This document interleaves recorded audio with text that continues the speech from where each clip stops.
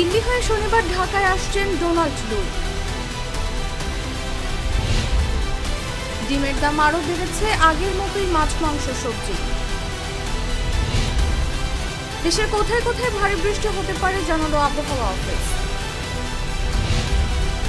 বাড়ছে নদীর পানি, প্লাবিত হতে পারে চট্টগ্রামের নিম্নাঞ্চল।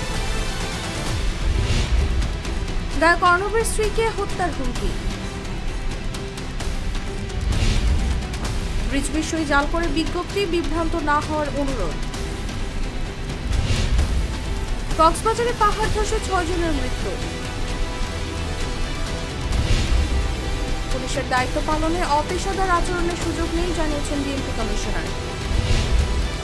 যৌথ বাহিনীর অভিযানে 9 দিনে 144 অস্ত্র উদ্ধার, গ্রেফতার 64। শেখ হাসিনা ভারতে বসে ষড়যন্ত্র করছেন, মন্তব্য সমন্বয়ক মাহমুদ।